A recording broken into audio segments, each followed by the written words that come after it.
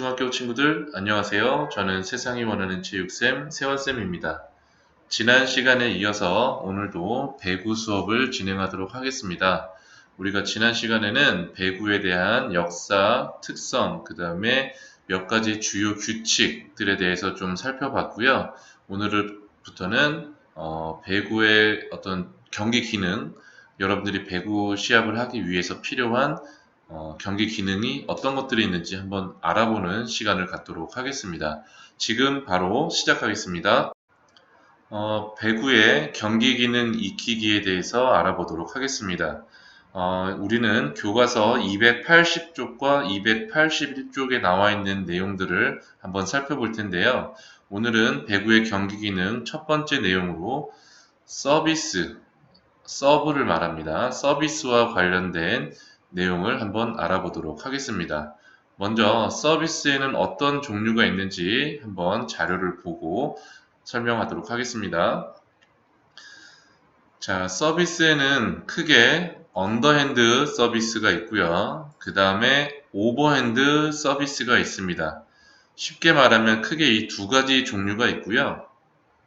오버핸드 서브에서도 몇 가지 종류들이 있습니다. 여러분들이 잘 알고 있는 스파이크 서브 같은 거, 이런 것들도 다 오버핸드 서비스에 포함이 될 텐데요.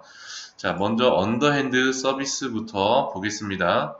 언더핸드는 말 그대로 이 손이 아래에서 있다가 공을 맞춰서 공을 상대편 네트 건너편 상대편 코트로 보내는 기술을 언더핸드 서비스다라고 합니다.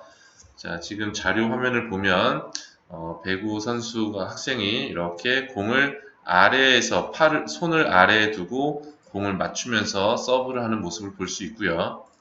그 다음에 오버핸드 서비스는 손이 위에 위치해서 내 머리 위에 있는 공을 쳐서 상대편 코트로 보내는 서비스 기술이 되겠습니다. 자, 언더핸드 서비스, 오버핸드 서비스. 다시 한 번 더요. 언더핸드, 오버핸드 서비스. 이렇게 서비스가 두 가지 크게 종류로 나뉘는데요. 실제로 여러분들이 배구 시합을 하기 위해서 누구든지 가장 먼저 해야 될 기술이 이제 서비스입니다. 왜냐하면 스파이크 같은 경우에는 주로 공격을 담당하는 선수들만 해도 돼요.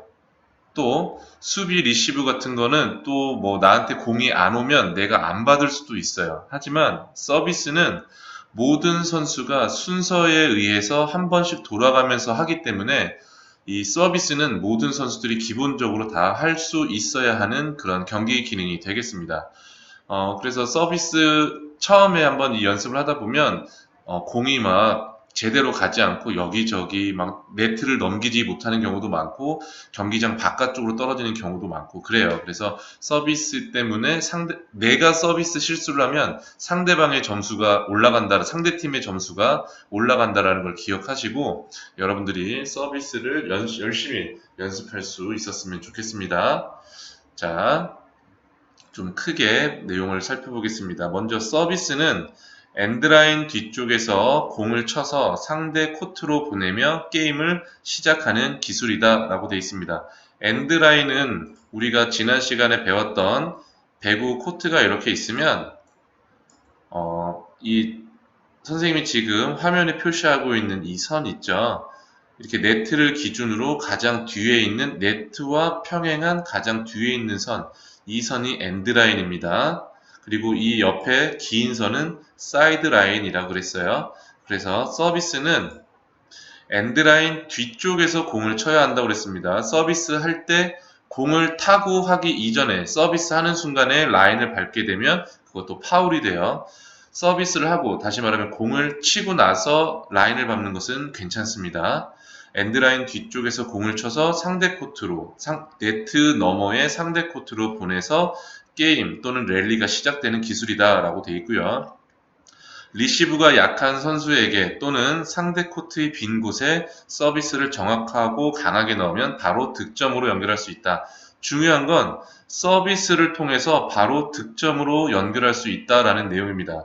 서비스는 랠리를 시작하기 위한, 게임을 시작하기 위한 기술임과 동시에 또 득점을 할 수 있는 공격 기술이 될 수도 있다라는 겁니다. 그래서 여러분들이 서브 연습을 많이 하는 게 아주 중요하다라고 하겠고요. 그럼 서브는 어디로 해야 하느냐? 받는 사람, 리시브가 약한 선수, 수비를 잘 못하는 선수를 집중 공략해서 그쪽으로 서브를 보낼 수 있으면 아주 좋아요. 그러려면 나의 서브의 정확도가 높아야 되겠죠. 그 다음, 상대 코트의 선수들이 수비 자세를 취하고 있을 텐데 그곳에 혹시 빈 공간이 있다면 좀 더 선수와 선수 사이에 공간이 넓은 곳이 있다면 그곳을 공략해서 서비스를 하는 것도 아주 중요한 방법이 될 수 있겠습니다. 자, 언더핸드 서비스입니다. 신체의 중심을 뒷발에서 앞발로 이동하며, 자, 신체의 중심을 뒷발에서 앞발로 이동하며, 처음에 준비 자세에서는 양 발에 무게 중심을 다 두고 있다가, 뒤쪽 발에 좀 더 있던 무게 중심을 앞으로 이동시키면서 몸의 중심도 함께 이동하면서 왼손에 들고 있던 공을 살짝 띄워서, 자, 오른손으로 공을 타구해서 상대 코트로 보내는 기술이 바로 언더핸드 서비스가 되겠습니다. 지금 이 화면에 보면 손목 위쪽 팔뚝 부분에 공이 맞는 걸로 나와 있는데요. 여기에 맞춰도 좋고요. 뭐 주먹에 맞춰도 좋고요. 공을 맞추는 부위는 본인이 편한 방법으로 하시면 되겠습니다. 하지만 이것도 연습이 필요한 부분이기 때문에 서비스에 대한 자세한 내용은 우리가 학교에서 실기 수업을 통해서 함께 배워보도록 하겠습니다. 그 다음 두 번째, 오버핸드 서비스입니다.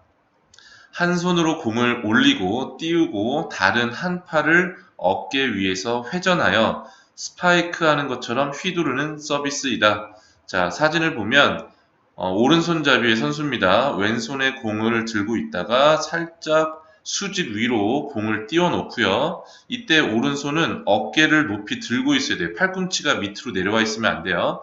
팔꿈치가 어깨 높이보다 올라와 있는 상태에서 팔을 휘두르면서 이렇게 떨어지는 공을 맞춰서 상대 코트로 보내는 기술이 바로 오버핸드 서비스다라고 되어 있습니다.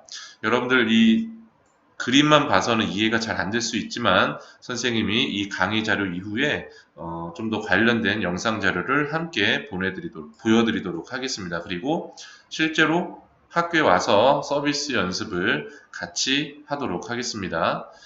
자, 그리고 다시 여기 보면 이렇게 생각하기가 있는데요. 일반적으로 배구 선수들은 키가 크다. 왜 그럴까? 유전적인 영향도 있겠지만 그들이 평소에 하는 훈련의 종류가 뛰거나 점프하는 동작이 많은 것도 한 요인이다.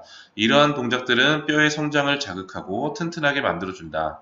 그들의 큰 키가 부럽다면 지금 당장 밖으로 나가서 뛰거나 점프를 할 수 있는 운동을 즐겨보자 라고 되어 있습니다. 실제적으로 여러분들이 잘 알고 있는 키가 큰 선수들이 있는 대표적인 종목들이 있어요. 바로 지금 뭐 얘기하고 있는 배구가 있고요. 그 다음에 농구가 있죠. 농구와 배구 선수들은 키가 큰 선수들이 상당히 많습니다. 그리고 특히 배구 선수들은 점프력도 상당히 좋아요. 그래서 여러분들이 배구 중계 방송을 보다가 키가 작은 선수들이 있으면 실제로 그 선수들 키가 다 180cm를 넘는 경우가 상당히 많습니다. 그렇다면 상대적으로 다른 선수들의 키가 그만큼 크다는 거죠. 뭐 192m가 넘는 선수들도 여러 명이 있기 때문에 배구와 농구는 그 종목의 특성상 수직 점프를 많이 하고 그럼으로써 이렇게 어떤 관절에 좀 자극이 되고 하는 경우가 있기 때문에 키가 크게 좀 성장하는 데 도움이 되는데 중요한 건 너무 무리해서 점프를 많이 뛰다 보면 관절에 오히려 무리가 갈 수 있다라는 거죠. 그래서 점프만 열심히 할 게 아니라 밥도 열심히 먹고 고기도 먹고 운동도 열심히 해서 여러분의 이 근육이 뒷받쳐 줄 수 있도록 해주면 좋을 것 같습니다. 자, 배구와 관련된 과학적 원리를 한번 보도록 하겠습니다. 공의 회전과 관련된 부분인데요. 공의 윗부분을 감아 친다. 이렇게 공이 이 핑크색, 선생님이 지금 가리키고 있는 이 핑크색 화살표인데요. 이 공의 윗부분을 감아서 치는 것, 그 다음에 이렇게 공을 윗부분을 감아서 치면 공이 회전을 하게 됩니다. 이거 친구들 어디서 많이 보지 않았나요? 우리가 축구 수업할 때 바나나 킥의 원리에서 마그누스 효과라는 것을 배울 때 이와 비슷한 그림을 봤던 것 같아요. 공을 감아서 치면 공의 전진 회전이 걸리면서 공의 윗부분과 아랫부분의 압력 차이에 의해 공이 아래로 휘어진다. 이거 우리 축구 수업 때 배웠던 마그누스 효과랑 같은 원리입니다. 지금 공이 이렇게 화살표 방향으로 회전을 하면 이렇게 핑크색 방향, 지금 이 마우스 커서 방향으로 진행이 되겠죠. 이때 공기의 저항이 공의 윗부분과 공의 아랫부분에 맞는 공기의 저항이 달라요. 왜? 지금 이 1번이라고 적혀 있는 부분은 공이 회전하는 방향과 공기의 저항 방향이 서로 반대 방향이기 때문에 이 공기의 흐름이 상대적으로 느립니다. 2번 위치는 공의 회전 방향과 공기의, 어, 공기의 저항 방향이 같은 방향으로 흘러가고 있죠. 그러다 보니까 1번보다 2번의 위치에 유속의 흐름, 공기의 흐름이 상대적으로 빠르게 됩니다. 자, 1번은 상대적으로 공기의 흐름이 늦기 때문에 높은 압력을 갖게 되고 2번 위치는 상대적으로 공기의 흐름이 빠르기 때문에 낮은 압력을 갖게 되죠. 그래서 압력은 고압에서 저압으로 이동하기 때문에 공의 이동도 이렇게 핑크색 방향으로 이렇게 가다가 뚝 떨어지는 아래로 휘어지는 이런 운동 방향을 진행 방향을 보여준다라는 내용입니다. 이거와 비슷한 게 또 야구에서 또 커브볼 같은 경우도 있어요. 그래서 투수가 공을 떡 던지면 타자 앞에 가서 뚝 떨어지는 공들, 이런 공들. 그래서 다 같은 압력 차이에 따른 압력의 차, 유속의 빠르기, 유속의 차이에 따른 압력 차이로 생기는 원리다라는 것을 여러분들이 다시 한번 알고 계시면 좋을 것 같습니다. 자, 그리고 또 한 번 계속 이어지는 과학적 원리인데요. 공의 회전과 관련된 부분이 더 있습니다. 공에 가해지는 회전에 따라 공이 날아가는 모양과 낙하 지점이 달라져 상대팀의 리시브를 불안정하게 만들 수 있다. 공이 날아가는 모양이라기보다 이제 비행 궤적, 궤도를 말하는 것 같아요. 자, 먼저 정회전. 그러니까 공의 윗부분, 우리가 보통 공의 윗부분을 치게 되는데요. 선생님이 앞서 이야기했던 압력 차이에 따라서 공이 가다가 앞으로 뚝 떨어지는 그런 내용이 되겠고요. 아래로 급격히 떨어진다라는 내용. 그 다음 무회전, 공의 정중앙 부분을 치게 되면 공이 회전이 없이 그냥 앞으로 쭉 날아갑니다. 그렇게 되면 그 공이 날아가는 부위의 공기의 밀도에 따라서 흔들리면서 떨어진다. 여러분들 축구에서 뭐 무회전 슛이라고 들어봤죠? 공의 정중앙 부분을 강력 정확하게 이렇게 임팩트 충격을 주게 되면 공이 이렇게 움직이지 않고 정지된 상태로 이렇게 날아가는 모습을 여러분들 영상에서 본 적이 있을 겁니다. 그와 같은 원리라고 생각하시면 되고요.